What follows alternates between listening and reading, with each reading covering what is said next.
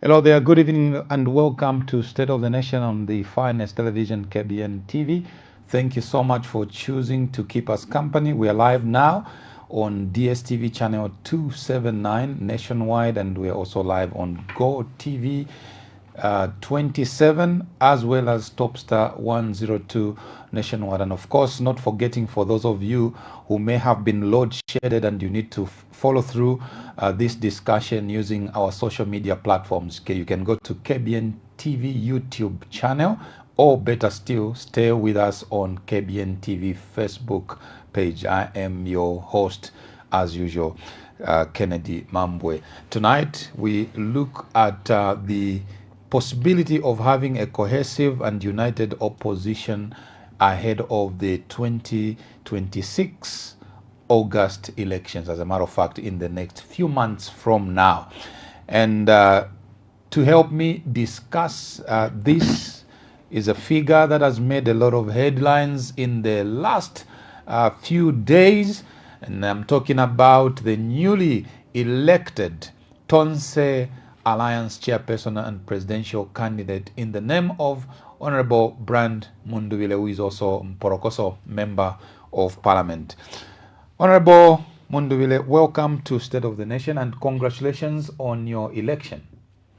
Thank you. Thank you very much, PK. It's indeed a pleasure to be here tonight to look at the many things affecting the nation, and in particular, opposition unity. Right. Thank you very much. Wonderful. Before we get to discussing opposition unity, I'd like first of all to reflect on some of the events of today, chiefly a press conference that was convened by the Patriot Front National Chairperson, I would like to believe, Honorable Jean Kapata, who says the party considers you to have expelled yourself for attending the Tonse General Assembly. What has been your immediate reaction to this particular position? We get it out of the way, then we go into substantive matters. You see, PK, I've been observing and listening to most of the discourse around Honorable Brian Mundubile and Tonse. Sometimes it's very difficult to comment or indeed exercise one's mind around that. For one reason, PK, the Tonse, that I now lead as president is the same Tonse to which President Edgar Chagalungu appointed me almost a year ago as the national chairperson for parliamentary affairs and deputized by President Chifum Banda State Council. It's the same Tonse where the Apostle Professor Dan Pule was as vice chairperson. Yeah, so when somebody says because you are there, you've expelled yourself, you begin to wonder at which point. Was it at the point that President Lungu appointed me to that particular alliance, or something else has changed? Yeah, so I think that sometimes it's very difficult to comment on some of these things because the Zambian people are watching. There's definitely more that the people expect from us as leaders.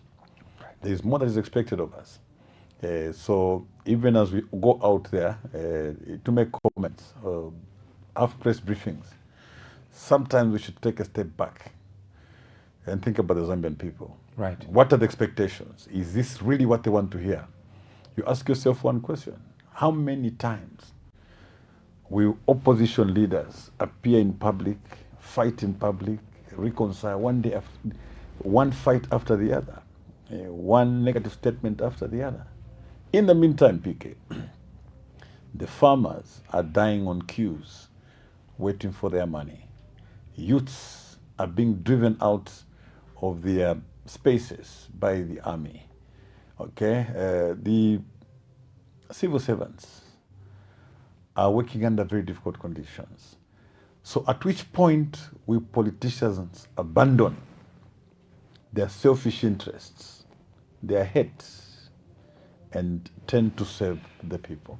Right. So if you ask me, PK, as to what were my comments, I'll be very honest with you, I really didn't exercise my mind to that. I think that our resolve now, as Tonse, our resolve is to find solutions to the many challenges the youths are facing today. So these are competing interests. I ask myself, what should I be doing now? Should I look at this video? Should I watch the video where my dear sisters were having a press briefing so that I prepare my response, so I exercise my thoughts around it? Or should I think about the youths that are suffering? So I'm being very honest. I didn't have any thoughts around that. I just watched and I said, well, I think Zambians are there to judge. I mean, when I look at you and observe you, I look at the people that surround you, the colleagues within your party, and perhaps even extended civil society organizations that might have an affinity towards yourself and the larger opposition, family.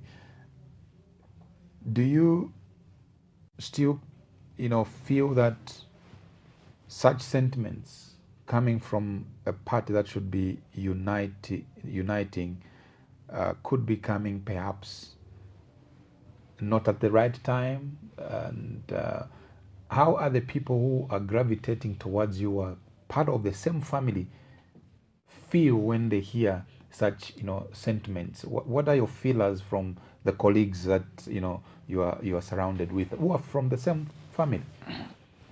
Yes, people are indeed worried, especially civil society organizations and other political parties. They believe, as a party that was in government not many years ago, we are supposed to occupy a central place in providing that unity. And some of the people that you refer to, PK, are senior members of that party. They're also senior members of, they were senior members of government, as it were. It's expected that at this point, they should be there to provide leadership. You hear, the same voices saying, we need to unite. It's the same voices that are very quick, to pronounce division, to show hate towards others, as it were. Yeah, so my advice and guidance to my sisters and indeed other leaders would be that we need to be very careful. We need to now understand and read the mood outside. Right. What are the expectations of the Zambian people? What do they expect of us? And that certain statements should not be made at all in public. There are certain things that you say in private. Right. You can reprimand people privately. The matters that are discussed now, whether it's Tonse, whether matters relating to PF, are matters that Zambians have followed very closely the past 4 years. So they have a fair understanding of what is going on. So it's not so much about what one leader says today. It is so much about how much more do Zambians know about this particular subject, and how are they judging us as we go out there to make these statements. When we go back to our central theme for this discussion tonight, opposition unity ahead of the 2026 August general elections, there's a saying that to whom much is given, much is required. And it would appear then that since the mantle seems to have fallen perhaps on your shoulders, there's a lot of leadership expected from you and your team in the context of galvanizing unity.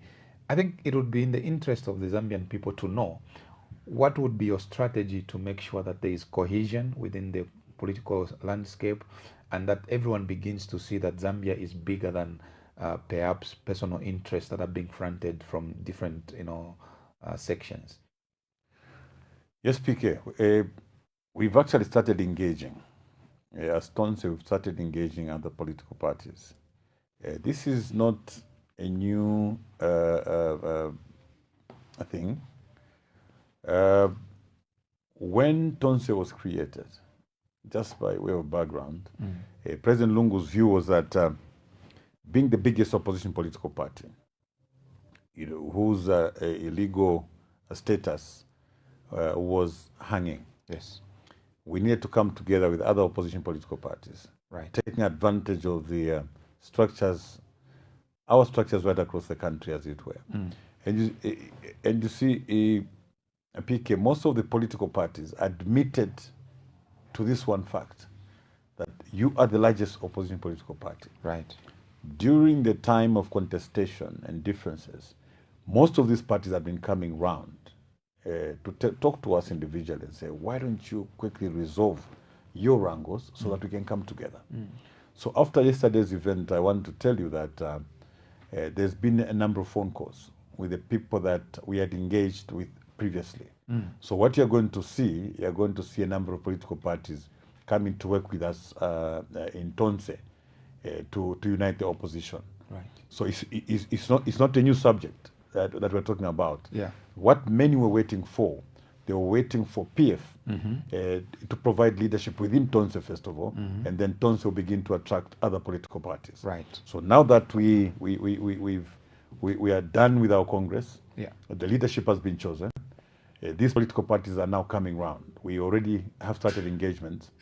I'll tell you now that I have scheduled meetings right through the weekend.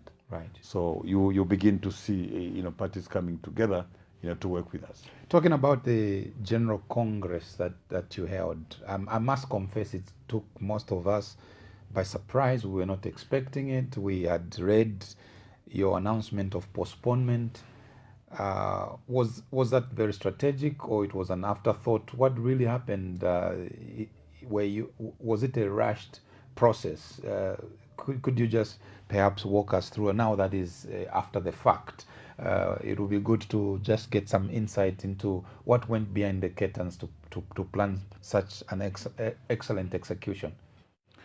Well, to start with, PK, we've always said that the democratic space in our country is totally diminished. We have a government that gets very excited at the mention of any political activity in the opposition. In this particular case, once the announcement was made to say we're going for a Congress on a particular date, we began to hear some feelers. People were getting excited with court papers with a view of obtaining an injunction. Obviously, that worried the organizers of this particular event. And also, we had election campaigns going on in Kasama.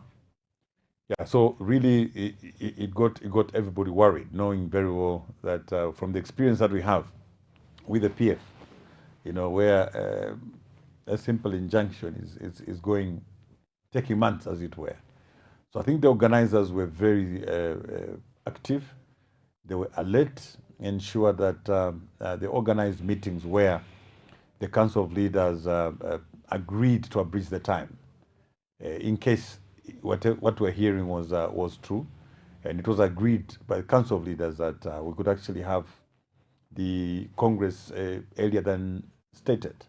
So once that was agreed and the delegates were prepared, the Congress was held yesterday. By the way, it was very successful. It was very transparent, democratic, and every delegate who attended, I think, was very happy at the end of the day. What was very notable was the spirit of camaraderie and fellowship amongst the delegates. supporting the competing candidates. The air of peace and friendship and love is what prevailed. And that was because those of us that were competing set the tone. I want my colleagues, including my sisters, to just maybe pick a leaf and understand that it is possible to compete and yet not be enemies. It is possible to have divergent views and yet maintain love and peace amongst ourselves. So what was demonstrated between Apostle Pule and myself, we hugged before the event, we hugged after the event, and our supporters were basically living in harmony. So it is possible. It is possible. I'm really hoping that people pick a leaf from there and understand that you can actually transact very peacefully in this political space. If you were to speak and reflect and extrapolate what happened last night to the rest of the structures across the country, and I'm not talking about your association with other political parties, which you have already, alluded to, that there are phone calls. But if someone sitting in Chinsali, in Lubwa, where I come from, and they're wondering what must this mean to the PF structures when they mirror it against the events of last night, what would be your message to the structures of the Patriotic Front across the country? Yes, Speaker, what happened yesterday was not unusual. This is something that was designed by our late president. And I'm saying this with clarity. President Edgar Chagwa Lungu created Tonse because PF was encumbered. PF was in the hands of strangers. PF was in the hands of President Hakainde Hichilema. PF was in the hands of the UPND. So really what President Isiel had was this alliance of political parties. The convention with the PF, I want to make it very clear for you to understand. Yeah. You would ask me a question to say, why were you going to hold a convention with PF? And yet the matters concerning PF were in court.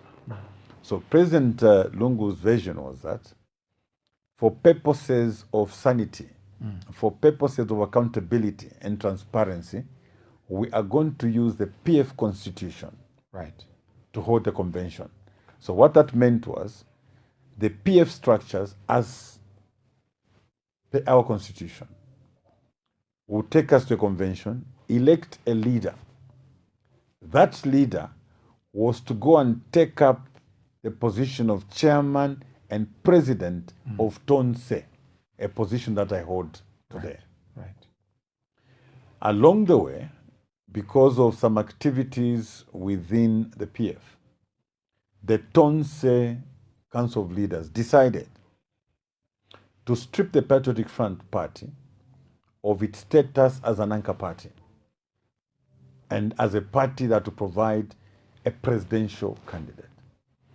The council resolved that a presidential candidate for Tonse will not necessarily come from the PF, right, but will come from the Council of Leaders out of an election.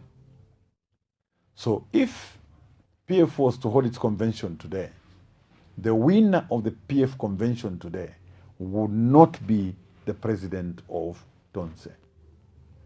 If the election or the convention for PF had happened a week earlier, the winner from the PF convention still needed to compete with other leaders in Tonse to become the Tonse president. Right. Yeah, so that must be understood very clearly. Right. So Tonse remains a vehicle that President Edgar Chagwa Lungu left. As a leader, I know to say, just in case others created another Tonse, yeah, I can easily tell the difference because I know the other members that President Lungu appointed and left in Tonse. Right. So I can't mistake between a real Tonse and a fake Tonse. So this is just a matter of coincidence that you are from PF and you are now the Tonse chairperson. No, we can't call it a coincidence The intention of President ECL was that Tonse was going to field a candidate. That was the intention from the beginning. Right. So we are carrying out his legacy because Tonse is to produce a unified candidate to go into this year's election. The process through the PF was basically for sanity. Yeah. So, but Tonse came up with its own rules to say, since the candidate is not coming from PF, we will come up with our own rules as Tonse Alliance and choose a leader. And that was done yesterday, very transparently for that matter. Very transparent for that matter. Let's go to the aspect of your vision for the nation. Is this a question of just having a quest to lead? And I think in my previous interview with you, I had again asked you this. Because it must be embedded in the people's minds as to why you are putting yourself up to lead the nation. What is it that makes you wake up at night and lose sleep and say, I must fix this and I must fix that for Zambia? What is your vision for this country?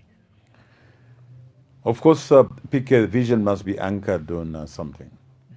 So what we have as a country today, we have a divided nation. That is one. Number two, we have high levels of poverty. Right. Poverty levels are very high. So first of all, the vision that I have should contribute to curing these two challenges that are immediately before us. Right. Yeah, so on the aspect of unity, PK, this is an emergency. As a country, we're divided. We're so divided. So as a president of the country, I'll prioritize unity of the nation, right, through the law, through my pronouncements, and indeed engagements. There are laws that are in existence today that could help us cure these divisions that we see today. And Article 259 comes in very handy, especially when it comes to appointments to government positions and civil service generally. Yeah, because this division that I'm talking about goes that far. You're able to see it in government institutions through appointments. So these will be some of the low-hanging fruits because the law already provides for how these appointments should be made, taking into account regional diversity, gender, and youths, as it were. So the president today, a couple of weeks ago, and many a time that he has taken time off his work to go to Southern Province, he has made very alarming statements, where one listening to the president speaking would actually believe that the Zambian people in Lusaka actually rose against people from a particular tribe or a particular region, and give an impression that even buses coming from a certain region were actually attacked by people living in Lusaka. That is not true. I have lived in Lusaka, PK, for over 40 years, and I don't think we've experienced anything like that. If there were such incidences, then it was something that was not common to many people that live or lived in Lusaka. Yeah, so by and large, I believe that the president was deepening the divisions that are already in existence, where citizens began to, scheme against themselves. One tribe scheming against the other, or people from one region scheming against the other people. So those divisions must come to an end. We want to preach peace. We want to preach that the one Zambia, one nation motto should just not be in word. It should actually be in deed. And it starts with the top. What I said, PK, earlier, like we had a Congress yesterday. The peace that prevailed was because myself and Professor Apostle Pule set the tone. Our supporters had no choice because they saw how we were relating. Right. They could not take a different path altogether. So it starts with the top leadership and ends with the top leadership. So if there are divisions today, when there were not such divisions yesterday, we must question the top. So coming to issues of poverty and poverty levels, the vision I have largely involves the youths, PK. Right. You know that a greater part of our population is for the youth. Right. And these are the people that are mostly affected by these high poverty levels. So the vision I have is to be able to create employment, especially for the youths, because these are agents of change. These are people with the energy. These are people with brilliant and fresh minds to be able to contribute to the development of this country. Right. So when we zero in specifically, PK, you'll agree with me that research has shown that the real fight against poverty, you've got to create employment to fight poverty. And that employment should be sustainable. Right. Youths have been asking me questions. Normally when I appear in the media, they want to know exactly what I have or we have as Tonse for them as youths. I want to take a few minutes, 5 minutes or so, just to explain exactly how I think that the youths will play a key role and how we'll bring the youths in to resolve some of the challenges that they face. Right. So when we look at how other countries have resolved challenges affecting the youths, it was discovered that you first of all have to understand what the youths are doing. There are some efforts that they're making already.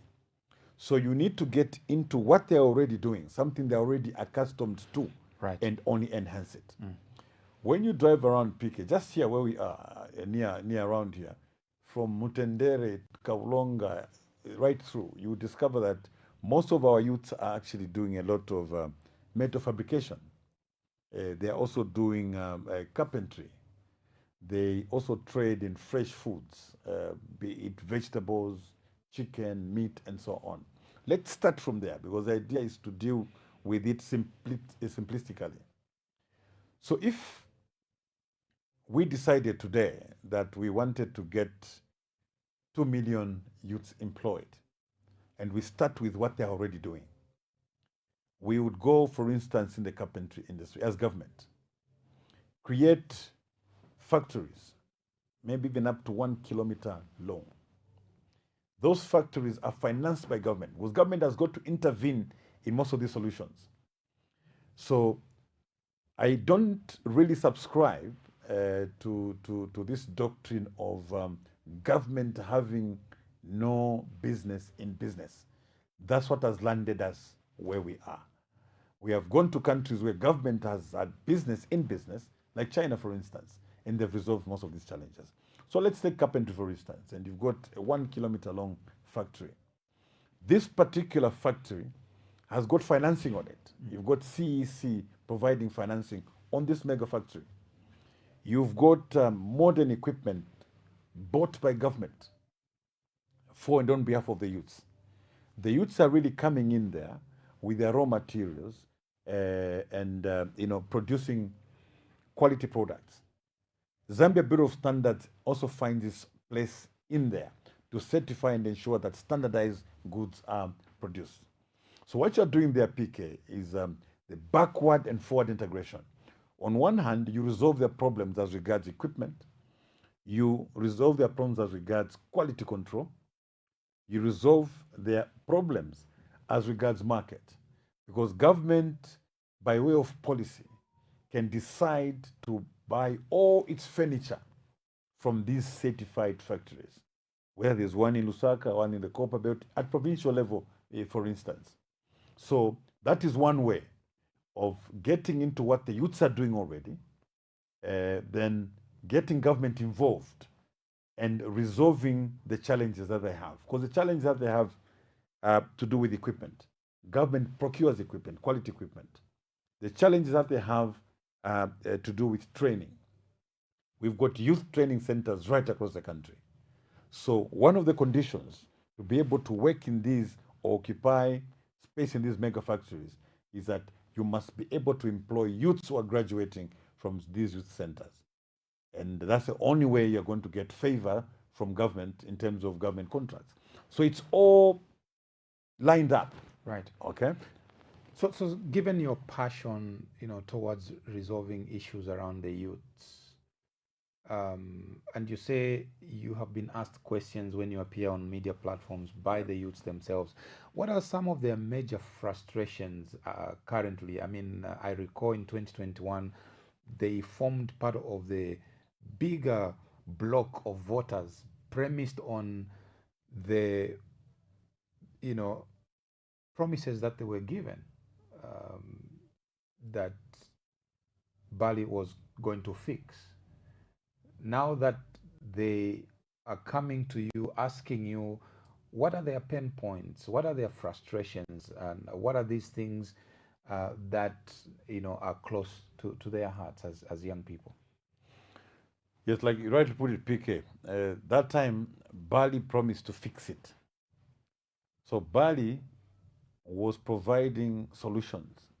He was taking a father figure and say, I'll do this, I'll do that. My approach is totally different. My approach is that of Big Brother. Big Brother will listen to young brother. Big Brother will listen to young sister. The youths have solutions to their challenges.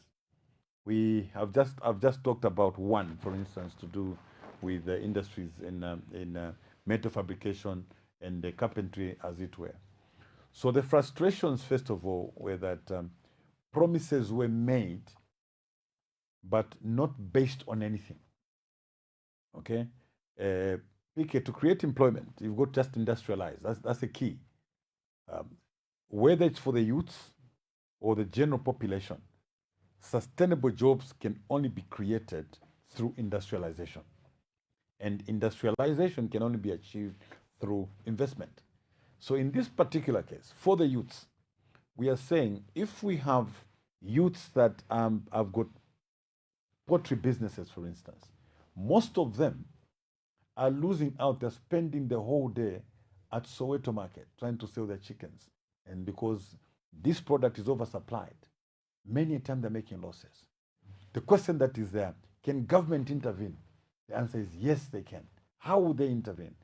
Government can go into Soweto and set up refrigeration plants right there, set up abattoirs right there, such that the youth would have done his part in terms of keeping the chickens. When he goes to the market, government takes over that burden. Says, can you please bring your chickens here?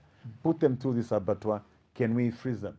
Now, at that particular point, there's an aggregator who is an off-taker who's saying, if you want to sell in the free market, you can sell it at 150. But in case you have second thoughts, there's a guaranteed market for 130. So you can either speculate or get this guaranteed. That way, the youths, first of all, are encouraged in that the part they will play is that of keeping these chickens. I'll tell you, speaker, you know that Kasumbalesa, there are over 500 trucks going through Kasumbalesa, bringing chickens from Brazil. As the chickens are going to West at Soweto Market, there's 500 trucks that are going through Kasumbalesa border to deliver frozen chicken coming from Brazil. So if we did our part, just on the poultry side alone, CEC can easily come in and grow these small businesses. Because one, you will have an aggregator, you'll have an off-taker who's got fridges, abattoirs, and everything else. So CEC now will look beyond and ensure that this youth who's a poultry farmer and was doing 5,000 chickens every 8 weeks was further supported so that his businesses begins to go up. Most of these, I know this because my children have been doing that, my sons have been doing that. You actually see the challenges in their businesses. So government needs to move in to look at what the youths are already doing and see how best they can assist. We're not only talking about chickens, PK. Let's talk about tomatoes. Let's talk about mangoes. You feel very sad that our youths in agriculture would go there and grow tomatoes, for instance. They're very happy the previous week, where before their produce was ready, a box was at 250. When they go there, it's at 10, a box is at 50. And there's an oversupply at Soweto. You've been there, PK, where you find them throwing tomatoes. They have no use for them and so on. To do some of these things, very ambitious propositions that you are giving to the Zambian people, you need a very strong industrial backbone. and infrastructure that is able to support this. And the Patriotic Front has been known to be that one party that was very focused on infrastructure development. Is it your desire that perhaps Zambian people giving you chance in August to become president of this country? Do you wish to continue on that trajectory of infrastructure development to support that vision you are talking about of making sure that there is across the board industrialization? Yes, of course. Continuity will be the order of the day. And interestingly, PK, do you know that most of this infrastructure actually exists? The industrial yards at provincial level throughout the country.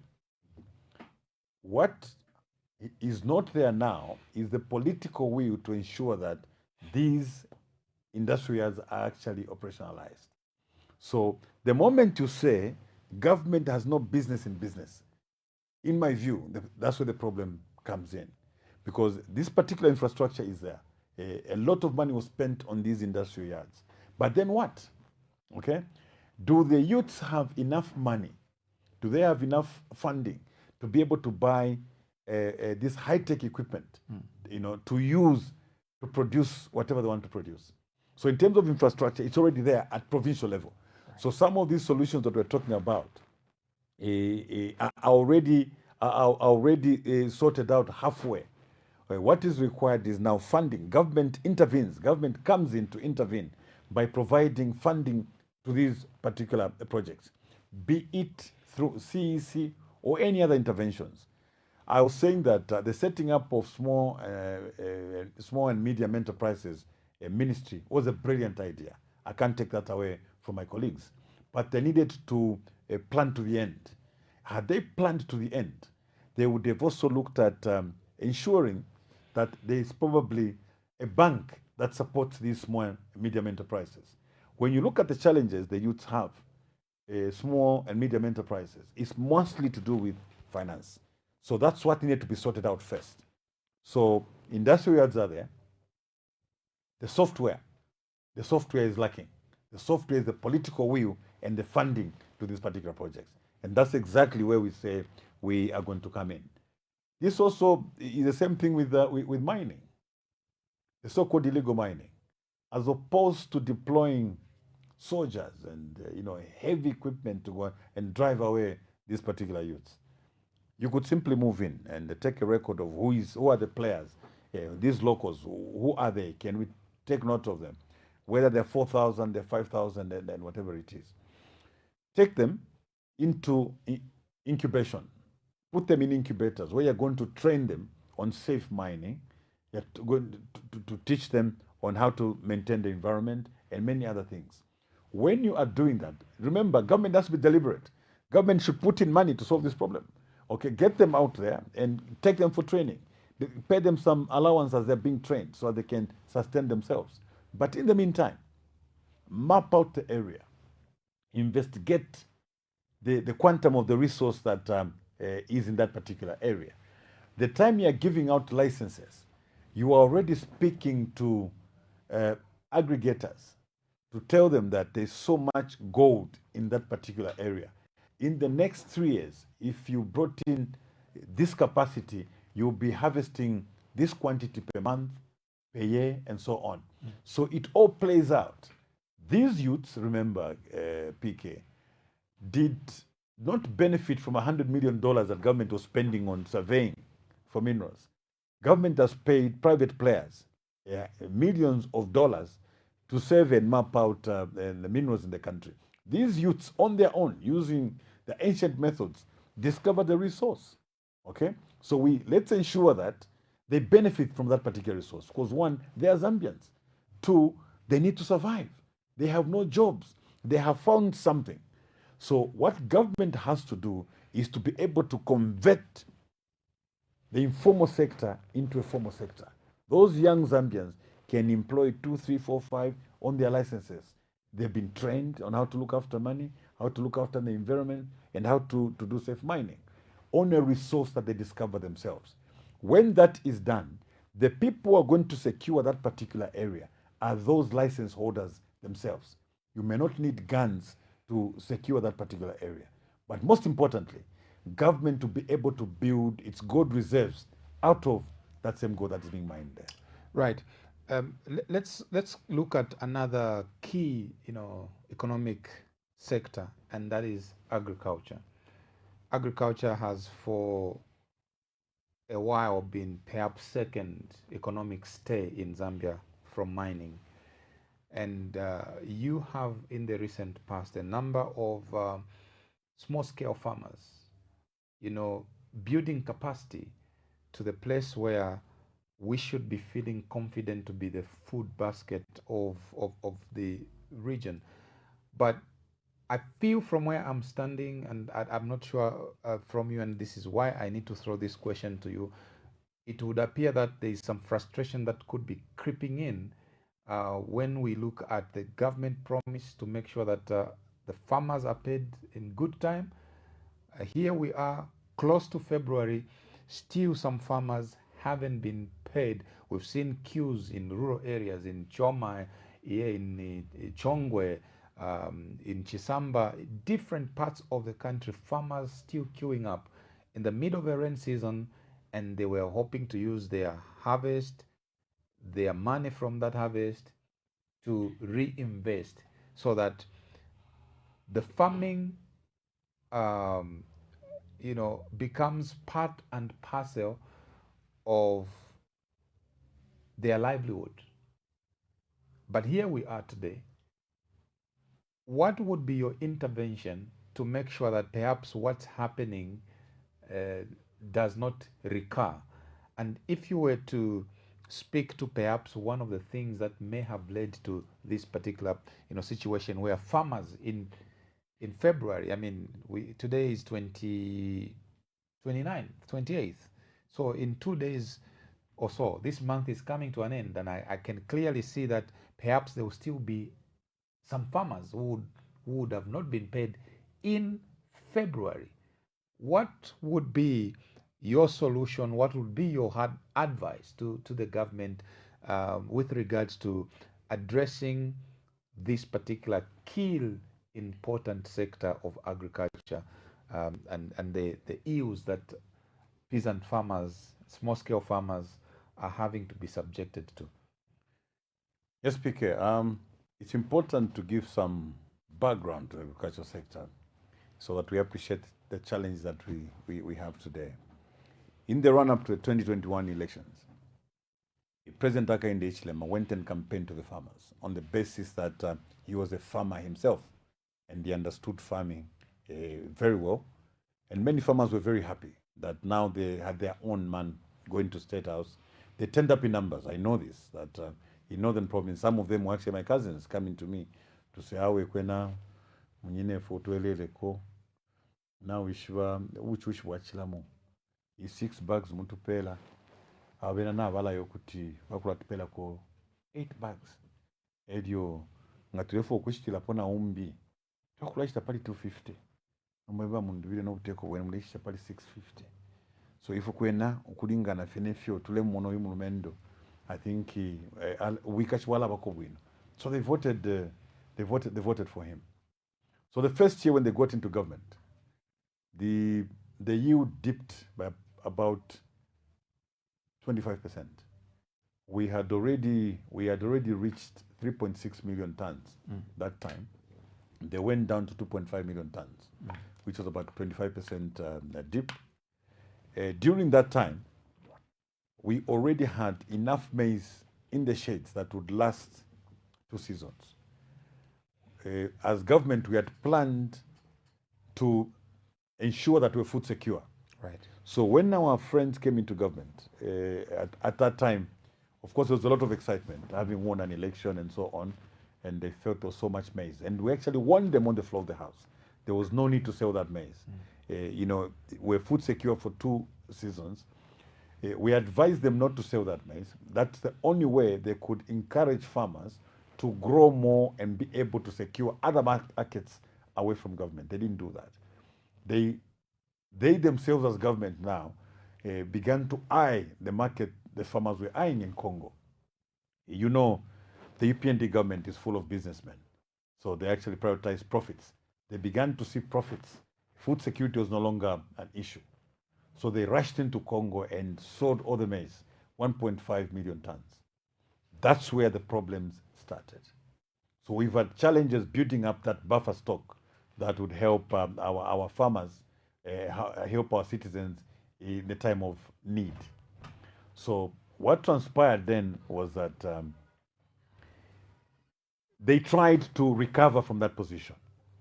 So they encouraged farmers to grow more, which they did. And they banned all forms of export. As a result, most of the farmers took their maize to FRA, and by July, most of them had actually supplied this maize. Now, because of lack of planning, like they always say, PK, when you fail to plan, you plan to fail. Correct. Yeah. I don't think it should have come as a surprise because the price of maize was known, the quantity they were buying was known. So one, they should have made commitments which were tenable and communicate that to the farmers. So the farmers had a choice whether to supply the maize to government or indeed access other markets. So what government did, they used misinformation. Farmers began to plan upon these payments that to get from government. Today, when you go around PK, it's a sorry sight. I found this in Kasama. I saw farmers. Some of them were actually collapsing on queues. Had been there for a very long time. They have not been eating. You actually wonder where they access the sanitary facilities, as it were. So it's really a very sorry sight. What is even sad is where ministers go to the press, address the press, assuring those farmers, and a month later, nothing has happened. They've gone to the extent of telling lies, saying the banks are holding on to this money. The last interview we had with you, PK, we called on the Bankers Association of Zambia, to sanction their members for not paying, the owners of the deposits on demand. They came round and said their members would not do that, meaning that government was just telling lies. Government officials, without shame, would go to the media and project the falsehoods, as it were. So the position, PK, is that we have a government that does not prioritize the plight of its locals. A government is there to serve the poorest of the poor, the unsaved, the abandoned, the weak in society. But if government can hold on to the money of this category of citizens for months on ends without considering what challenges they're facing, then it's indeed unfortunate. I want to remind my friends in government today that it's important that they rethink these positions. They've gone round. If they could afford to fly members of parliament on luxurious planes, hired planes, to go and hide them in Lower Zambezi for purposes of coercing them to vote for Bill 7. It means there's some money somewhere that was paid. Even the same friends of theirs who are helping them and aiding them in these corrupt practices could probably lend them some money to pay farmers. I know that they're not short of friends. They're not short of friends. They've got friends in the mining sector. If you ask me, I know that they've got friends in the mining sector. Those friends are enjoying very good policies from them. Why can't they help them in a time of need, in a time like this? This is where friends come in. They should be able to say to their friends, look, we've given you very good policies in mining. These policies are actually against the Zambian people, and they favor you. You've been making abnormal profits. Now we've landed ourselves in a problem. Why don't you help the same farmers who've been deprived, by the same incentives that have been given to them? Let me pick your mind also on the issue of education. The issue of education is one sector that the UPND administration has said they've performed well in terms of bringing about free education, meals, the feeding programs. They've talked about bursaries. They've talked about all of these good things. Recently, they've launched what is called a competence-based curriculum. They've changed this from grade 10 to Form 1 and all of these things. We had, and I'm asking you this because these are things that you probably be inheriting, and we must sound you up and also get your positioning. We had one of the parents walk into KBN TV to speak to the news team expressing their frustration about this new curriculum, that wherever they have gone in schools, there's no material to teach, but the curriculum has been launched, and that, as you know, previously A levels were being taught at university, year 1, but the A levels now will be taught at Form 6 as part of this new rearrangement. But there is a concern that has come from parents and other stakeholders that there is no capacity and competence at secondary school to handle that level of preparing the young people before they go into university, because previously secondary schools were not teaching A levels. As president in waiting, again, Zambian people perhaps favoring you and God allowing you to become president of Zambia, inheriting such a problematic education sector, very key to where you would like to take this nation from. What are some of your priorities around these concerns that are coming from the newly launched curriculum and repositioning of the education sector? Yes, thank you, PK. It's very dangerous, for government to always go to AI and pick whatever they find there and just apply it. There is need to understand these policies completely. You have what is called a regulatory impact assessment. Before implementing a new policy, you actually do what is called a regulatory impact assessment. When you've done that assessment, it will bring out the weaknesses and strengths of the new policies once implemented. It will also guide the policymakers at what point to roll out these particular policies. Had they done that with the new curriculum, I do not think that we're ready to do that.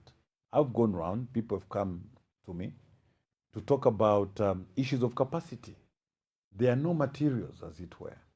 So clearly, you have a government that is in a hurry to prove a point. They pick a concept from wherever they did, and they don't run it through the mill. I know very well, because I've been part of government before. There are competent men and women, civil servants, who are at cabinet office today on account of maybe their names. Okay? They are at cabinet office, removed from their offices, and yet these are people who could have assisted government to implement these particular policies. So these particular policies do with curriculum is very dangerous, and I want to appeal to my dear brother Douglas Hichilema to rethink his position. Let him engage the teachers, let him engage the parents, and find out the frustrations that the people are going through. So it's being done in a hurry. First of all, there's no capacity financially from government to be able to supply the requisite materials that to support this curriculum. You know, PK, that most of these schools are receiving their grants, or maybe 25,000 kwacha. Mainly, it's in some cases it's not even delivered.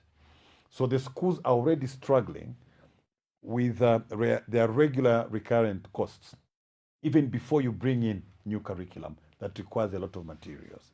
So government should not be in a hurry. The government should take its time, go back to the old system, so that we don't lose our learners along the way.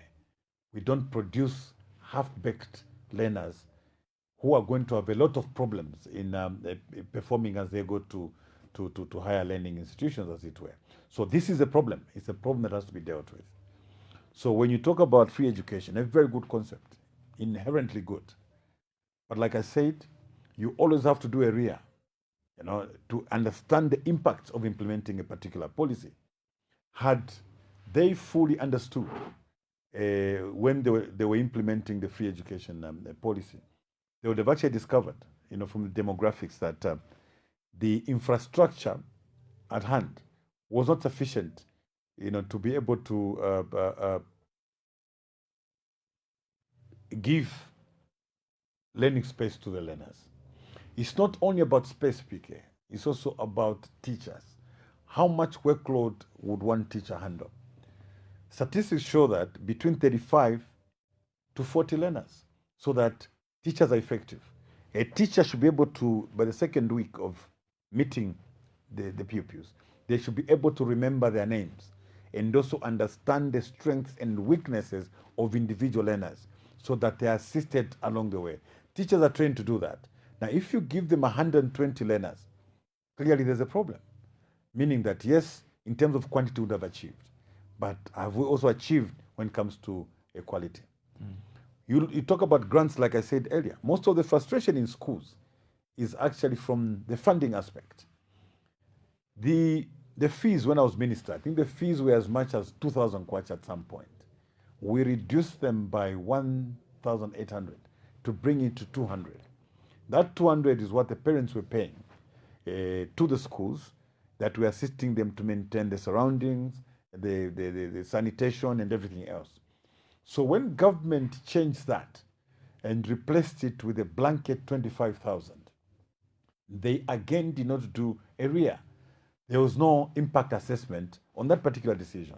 Had they done that, maybe they would have come to the conclusion that what the schools actually needed was 180,000 or 200,000 kwacha to be able to carry out their monthly activities.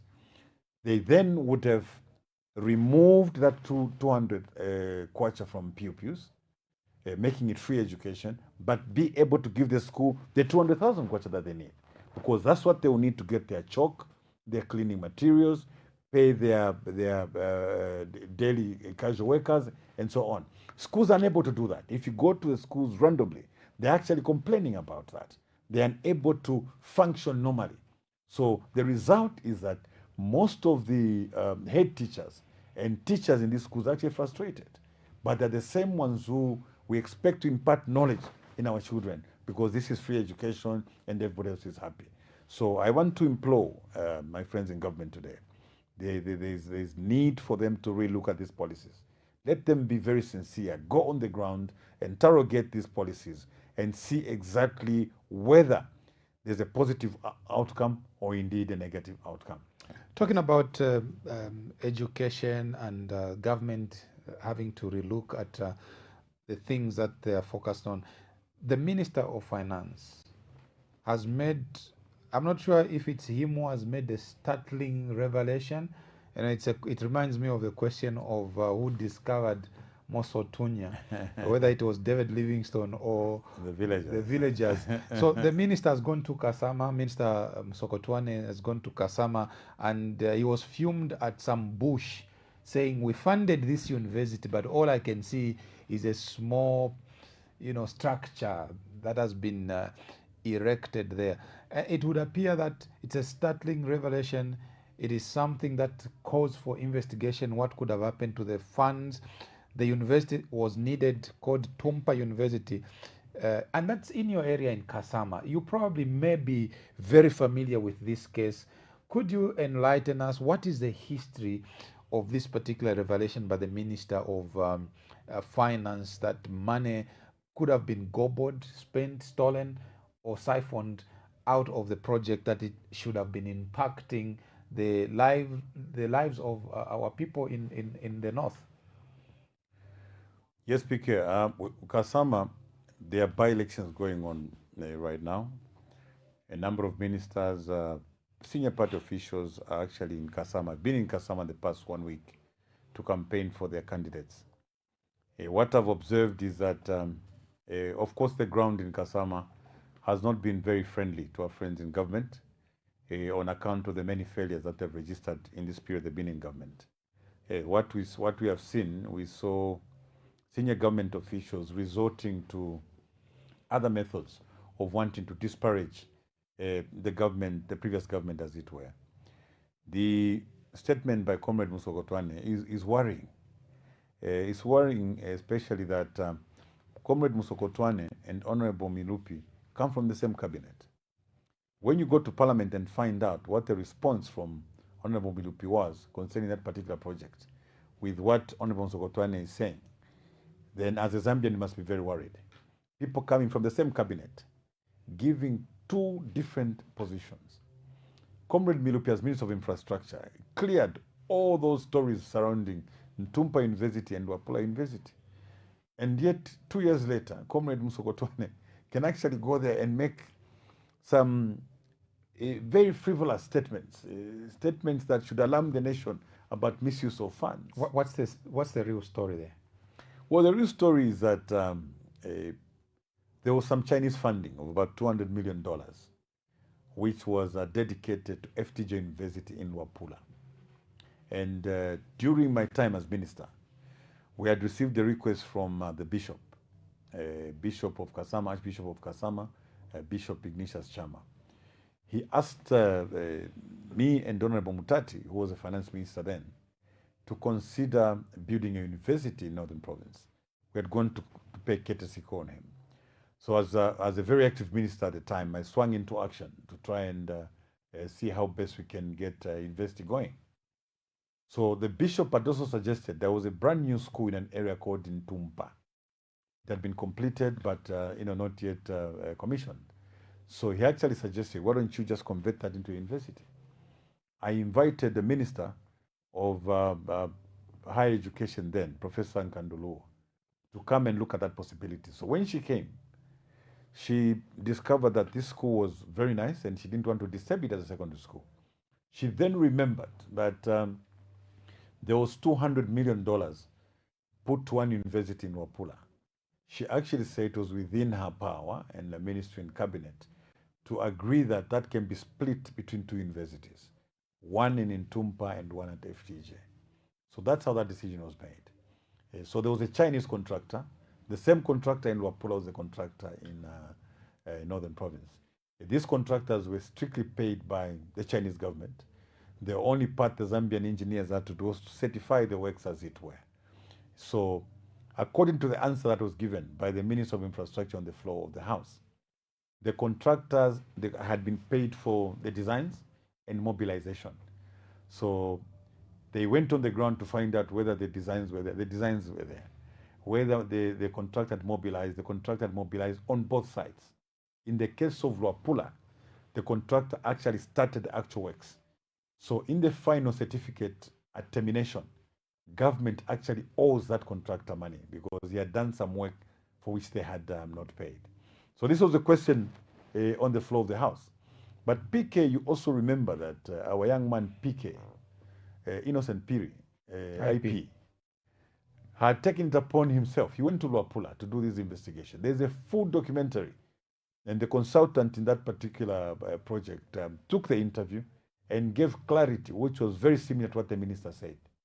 Now, for a cabinet minister of many years, in both in government and parliament, in the name of Tumbeko Msokotwane, to go and make those statements, I think was very funny. I know that campaigns are heated up. He didn't have it easy in Kasama when he was campaigning. But there's a way, as a senior politician, you handle difficult campaigns. You don't go about bringing about things that would later embarrass you. Earlier you... Very, I felt bad. That's our senior. He would have managed that situation better. Really. We'll see how that goes, because after the minister made that disclosure, there was a press statement that followed that government would take keen interest and deploy investigative agencies. So it would be nice to see. They should just use that money to pay farmers. The reports are there. Let them go to Parliament. Go to Parliament website and look at the Hansard. Find out what Comrade Milupi said regarding that particular project. The answers are all there. So I think they can save that money and pay some farmers, really. There will be no need for them to waste that money to go and go on. There's nothing they'll go and do on the ground. Yeah. So earlier you talked about illegal mining. This has become now a buzzword, illegal mining. Previously it was jerabos. Now we have gold miners, and they're coming from everywhere. Last week we saw the deployment of special forces to go and remove the so-called illegal miners from northwestern Kikonge gold mine, to be very specific. We do not know now who is there and who will be mining. Again, you are campaigning to become president of Zambia, and mining will remain our economic mainstay for many years to come. And obviously, I would like to assume it is top of on your agenda. What information do you have on the gold illegal mining? What is the current government policy? Has the normal processes failed that we should now be deploying special forces? Where are we getting it wrong as a country? What should be done around the sprouting of gold mining, and how can it actually benefit the nation? Yes, I'll answer that question, PK, by first defining corruption, the broader definition of corruption, which is not the mere giving or receiving of bribes, but involves decisions that are made in private interest instead of public interest. And this will come by way of legislation, administration, and indeed policy. So that being the case, if we take an isolated case like the Kikonge and try to see whether it sits within the definition of this broadened corruption, we must first of all find out. President Hakainde Hichilema promised the youths, he said, when I come into power, there will be no illegal miners. We'll call you small-scale mines. Okay, what exactly has he done? He actually signed a social contract, PK. There was a social contract that President Hakainde Hichilema signed.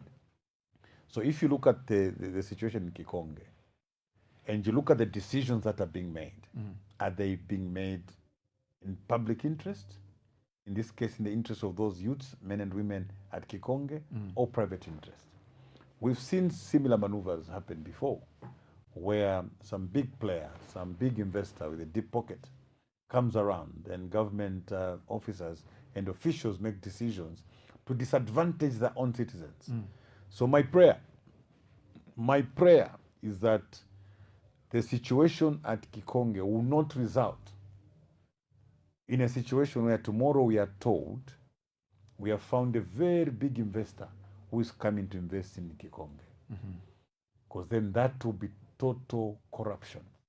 Government would have acted in favor of private interest against public interest. They would have used government policy, they would have used administration, or in some cases even use legislation to favor the decisions that are going to make. Right. Yeah, so government has failed insofar as small-scale mines are concerned. What they said they would do and what they have done, predominantly nothing, shows that they failed in that particular sector. Right. I remember government coming up to say they were actually going to train some youths. They were going to give them some training. They're going to give them some capital. They're going to organize some equipment. They organize aggregators to be able to pick up whatever they're producing. If that was the case, this is almost a year ago since they last said that, that problem would have been resolved. Like I said, first of all, to resolve problems of the youths, including those small-scale miners, first of all, get involved in what they're doing. And as government, identify the gap where you should come in and enhance. If the gap is in equipment, come up with some measures to provide equipment to them.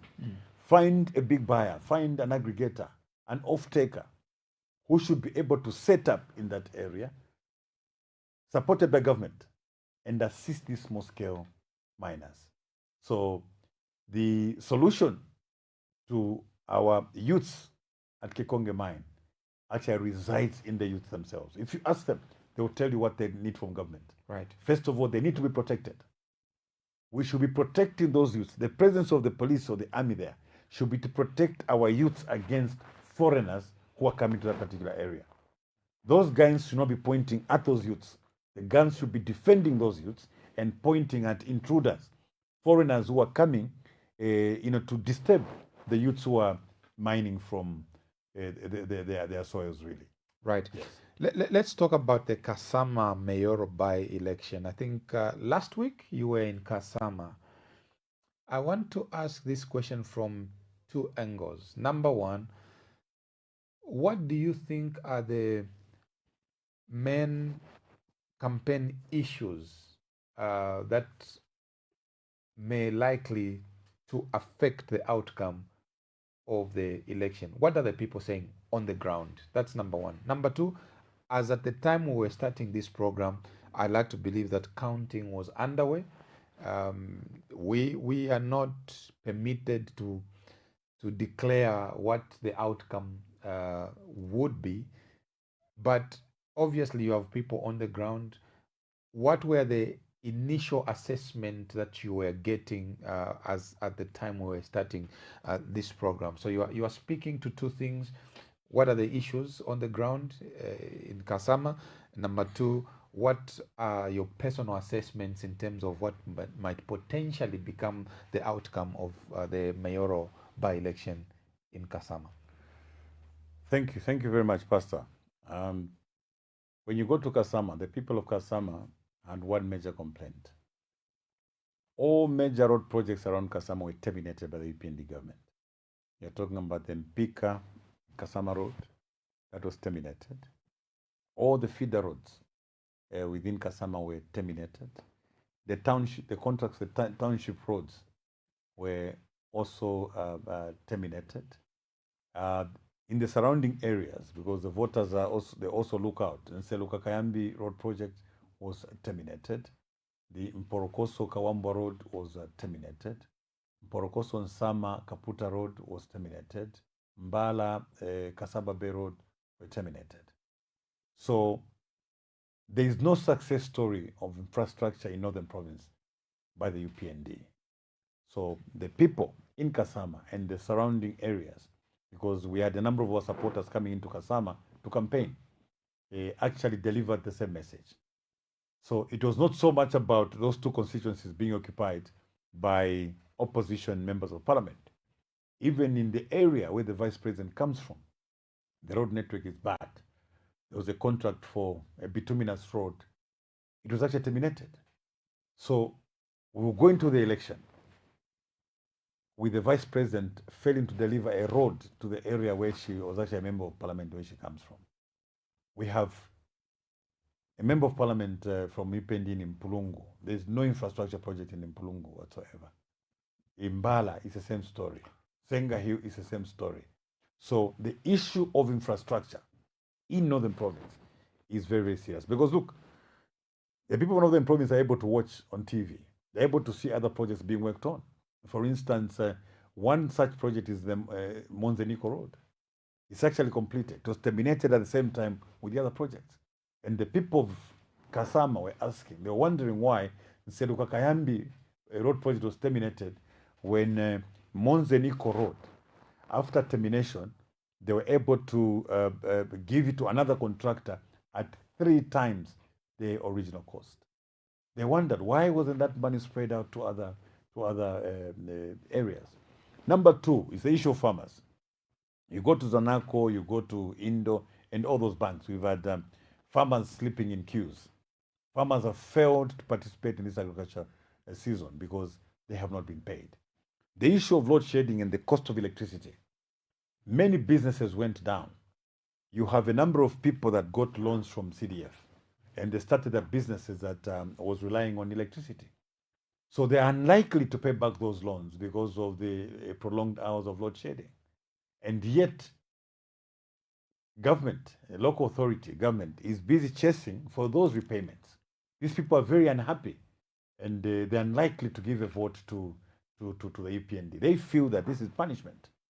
Clearly, you give out loans, you don't provide electricity, and expect these youths, these young businesses, to pay back the loans to you. Today, PK, we were reminding most of our citizens, the cost of electricity has gone so high. People did not realize that because of load shedding. People only had 3-4 hours of electricity.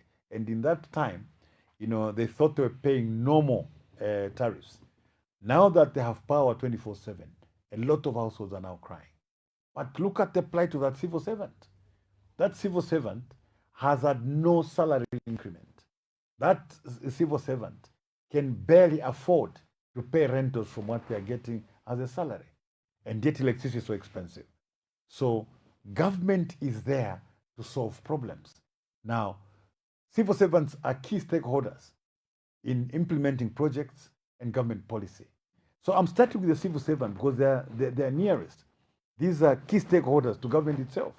They're expected to implement government policy. And yet, their conditions of service leave much to be desired. The cost of living is going up, cost of electricity, cost of rentals, cost of fuel, and yet their conditions remain static. So those are some of the issues that are coming out, of the people in that part of the country, as it were. Would you think that this is unique to Northern and Kasama only? Do you reckon that perhaps maybe the complaints could be different in other parts? Maybe Zambia is doing better in one corner than what you have just explained in terms of your experience. You were on the ground. Maybe that is very exclusive to the issue of Kasama. No, not at all. It's not exclusive. It's that is countrywide. Like I've said this and I'll say it again.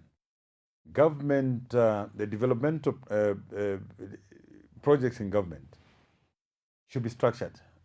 It should be based on a national development plan. The moment you have no national development plan, you wake up to realize that you only took development to one side of the country, which is what the case is now. PK, if you remember, when we were in government, each minister, the starting point from making statements was the 7th National Development Plan, because our development was structured and based on the 5 pillars of the 7th National Development Plan. Today, not even the Minister of Finance refers to the 8th National Development Plan, which is a successor plan to the plan that we use to implement these projects. So if you look at how structured we were in terms of delivering development, it was not magic, PK. It was because it was based on a development plan. You found that if we're doing new districts, infrastructure was consistent right across the country. If we're rolling out infrastructure in the health sector, it was consistent right across the country. If we're rolling out schools in the education sector, it was uniform right across the country because it was structured. And now, because it was structured, based on the National Planning and Budgeting Act, we actually had what we called an investment board. So when you are rolling out projects, this investment board looked at other supporting projects. We want to take a school there at Intumpa. Is there a tower? Is there electricity? Is there a road?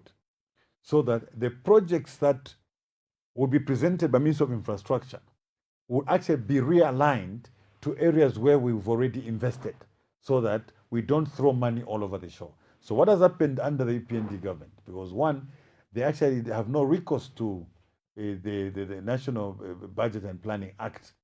If that was the case, then you would have seen some structured implementation of projects. The budgets, there's been 5 budgets so far. The budget do not speak to the 8th National Development Plan. And yet the law is very specific. The act is very clear that a budget should be crafted and formulated from the National Development Plan. So most of these areas have been affected, PK, because development has been more like a knee-jerk reaction. If my dear brother, Comrade Milupi, goes through a bumpy road between Tatayoyo and the Katunda Junction, was going to his constituents, says, this road is not good. And then they move a contractor there. If he's coming through Mwinilunga Road and it has a puncture, he says, no, we have to do a road. Development should not be like that. Development should be planned and structured. So this is the reason why there's no consistency. You can't see any structure in the manner that the development has been. Let me take you back, before we wind up, let me take you back to, you listed a number of roads whose contractors, were made to stop, or the contracts were terminated. Yes. Was there any justifiable reason as to why? And this is nearly 5 years down the line, and there's still no contractor back on site. What was the convincing reason why those contracts were terminated in the first place? Well, initially our suspicion was that it was political. But then later you realize that the contractors that they're using now, the same Chinese contractors, were the same contractors on the Mpika Kasama Road. These were the same contractors on the Mprokoso Nsama Kaputa Road. So you really wonder what this was all about. You know, so the people of Northern Province, the people of Muchinga, the people of Luapula, the people of Eastern Province, you know very well that the Chipata Lundazi Road, the Lumezi Lundazi Road, the Lundazi Chama Road, these are roads that were started many years ago by President Sata, and some progress had been made. There's no, Comrade Milupi always talked about Chama Lundazi, Chipata Lundazi, but go there today. Nothing has happened. Nothing is happening. So the complaints in Northern Province are the same complaints my dear cousins in Eastern Province have. At one point, the minister was heard saying that was an economic road. Now imagine, Pastor, if the policy of PF was that of making profits, like our friends in the UPND today, or if the policies were that we only focused on economic roads, we would not have a road like Mansa Luwingo. So when you talk about economic roads, PK, it's actually holding a very limited view, because what we have potential in many sectors across the provinces. So let's say the potential lies in Luapula. By connecting a road through Lumezi, Lundazi, and Chama into Luapula, the target was the investments that is in Luapula. But the people in Eastern Province coming from Mozambique and Malawi needed to easily access that. So you can't isolate a project to say this is 120 kilometers in this particular area. There's no activity. It's about connectivity. The idea there should be about connectivity and the opening up strategy of opening the country so that ultimately even a potential areas in energy, potential areas in tourism, in agriculture that may lie beyond the stretch of that particular road can easily be accessed through that connectivity, as it were. I need to pick your mind on this. There's a huge celebration in the country, particularly in government circles, that finally we have landed. We've reduced inflation to a single digit, 9.4%. But there are sentiments from other members of the public who are saying, what is a single inflation digit when I cannot buy Milli Meal as was promised? What are your thoughts around this huge celebration, which is a major milestone to reduce inflation, but the cost of living is still up there? Yeah, maybe before I tackle that, I'll remind you, the UPND are in the habit of hosting celebrations. Do you remember the time that Comrade Musokotwane was coming from the US or wherever that was, assembled teachers at the airport to come and celebrate debt restructuring? The teachers were drawn from all the schools in Lusaka and they were lined up there to celebrate debt restructuring. And everybody else, a layman on the street, thought, oh, this is it. They would actually quote it, debt restructuring, debt restructuring. What has happened? Has there been any impact on our economy? Has there been any impact? The Zambians are still suffering the same way, even worse. So when you talk about inflation, you're basically talking about the rate at which prices of goods and services increase. So they're talking about having reduced it to 9%. Yes, but what's the impact on the ground, really? So these are figures that they keep celebrating day in, day out. They'll celebrate that the reserves are now at $5 billion, but the farmers are not paid. You see, PK, you need a government that cares for the people. Under Tonse, we will run a government that cares for the people. For us, it starts with Nakulumutinta Pankasa. If there is 5 billion in reserves, how has that impacted the life of Nakulumutinta Pankasa? Is there money to do the roads that to make it easy for the government to deliver fertilizers closest to a depot that is near Nakulumutinta Pankasa? Will there be money in the budget given to the Ministry of Health to build hospitals so that Nakulu Mutinta Pankasa can walk to the hospital? Is there money for schools so that a school can be built near Nakulu Mutinta's home, as it were? Then we can celebrate. But if we're going to celebrate figures in a vacuum without understanding exactly how they impact on our people, that is not the way Tonse is going to proceed. So Tonse will have people in mind. If we're talking about inflation, we'll have Nakuru Mutinta Pankasa in mind and find out how the drop in inflation has impacted on the life of Nakuru Mutinta Pankasa. The 5 billion reserve, how has it impacted? The investment in the mining sector. Oh, we are going to start producing 3 million tons of copper. How will that production help or impact the life of Nakuru Mutinta Pankasa? Oh, there's been so much investment in the mines this year. There's 1.2 billion. There's $2 billion. We quickly rush to Nakuru Mutinta and find out whether the investments in the mining sector have actually had an impact on the life of this ordinary Zambian. How do you rate your chances of winning the 2026 presidential and general elections? The chances are very high. The Zambian people already decided. You've had this conversation. The Zambian people already decided that the UPND they'll be removed from power. They've been waiting to see who they're going to vote for. I present myself as a presidential candidate under Tonse. I'll continue to speak. Like I've said, the basis upon which we'll go to see our people is that it will be about the Zambians and the Zambian people. The message is very clear. As Tonse, we care for the people. We'll talk about the people, we'll not talk about inflation. We'll talk about the reduction in poverty levels.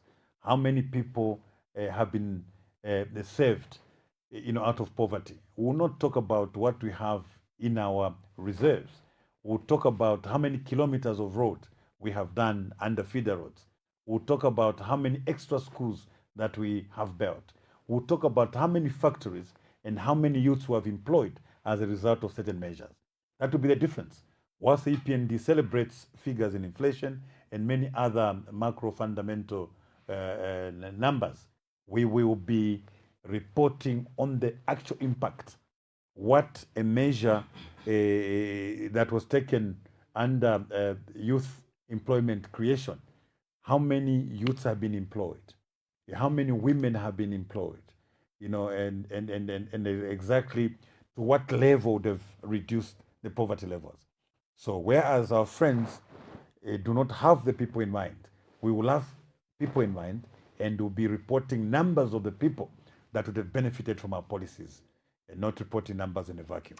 Tonse Alliance Presidential Candidate, Honorable Brian Mundubile, making an appearance on State of the Nation. Thank you so much for coming. Thank you very much. Thank you. Thank you so much. We can only wish you all the best. Thank you, sir. Thank you. There you are, dear viewers. This has been State of the Nation on the finest television, KBN TV. Thank you so much for watching. Until next time, the Lord keep you and bless you. Bye-bye.